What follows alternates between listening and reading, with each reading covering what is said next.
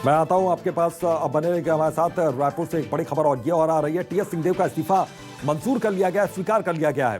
तो पंचायत मंत्री से सिंहदेव ने इस पद से इस्तीफा दिया था। रविंद्र चौबे को पंचायत विभाग की जिम्मेदारी मिल गई है। तो रविंद्र चौबे को पंचायत विभाग की जिम्मेदारी ये मिली है।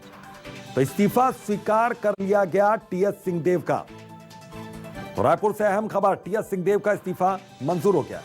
आशीष तिवारी लगातार हमारे साथ जुड़े हुए हैं। ये बड़ी खबर आ गई कि उनके इस्तीफे को मंजूर कर लिया गया। पहला दिन इसी इस्तीफे की भेंट चढ़ा था, इसको लेकर हंगामा हुआ था। अब क्या जानकारी मिल रही है?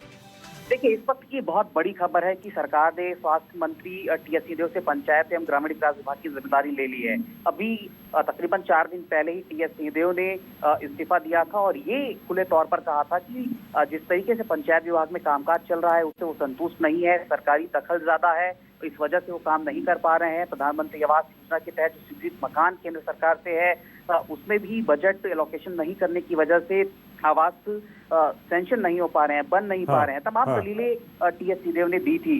विपक्ष ने चढ़ाई भी सरकार पर की, चूंकि सदन की कार्रवाई चल रही है तो सरकार पशुपेश की स्थिति में थी ही। सरकार ने आला कमान तक अपनी बातें पहुंचाई और लगता है कि आला कमान के हस्तक्षेप के बाद इस निर्णय पर सरकार पहुंची है कि मंत्री टीएस सिंहदेव से जो पंचायत विभाग और ग्रामीण विकास मंत्रालय है वो ले लिया जाए। टीएस सिंहदेव ने इस्तीफा तो दे ही दिया था। सदन के भीतर सरकार की इस मसले पर किरकिरी भी हुई, विपक्ष लगातार सवाल उठा रहा था।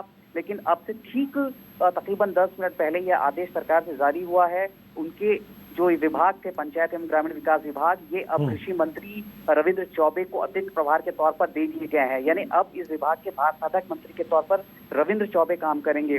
ये एक बड़ी खबर इस वक्त निकल कर आई है।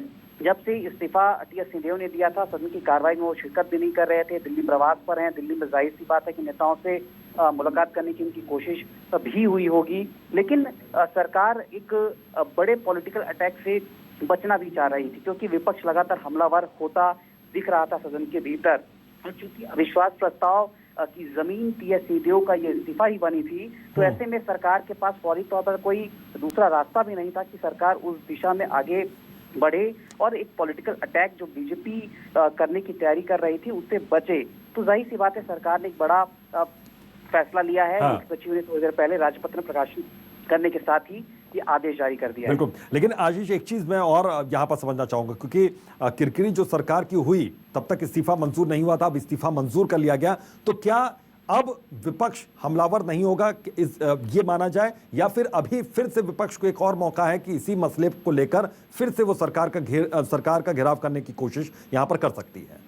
पॉलिटिकल अटैक बीजेपी खत्म नहीं करेगी। बीजेपी ने इसे एक बड़ा पॉलिटिकल टूल के तौर पर इस्तेमाल करने की जो स्ट्रेटेजी बनाई है उस पर वो आगे भी एग्जीक्यूट होती नजर आएगी, क्योंकि मसला यहाँ पर विभाग तक नहीं है। तमाम तरीके के जो आरोप टीएस सिंहदेव ने मुख्यमंत्री को लिखे अपने इस्तीफे के पत्र में जो जिक्र किए हैं, वो मुद्दा तो अभी भी एग्जिस्ट करता है। उन मुद्दों को जरूर बीजेपी सदन के भीतर उठाती नजर आएगी। लेकिन एक बड़ी बात यह है कि जो आक्रामकता बीजेपी की होती सदन के भीतर या सदन के बाहर भी, उस आक्रामकता का जवाब इस वक्त सरकार ने ढूंढ लिया है। सरकार ने व्यक्तिगत दलील मानते हुए टीएस सिंहदेव के इस्तीफे को मंजूरी दे दी है।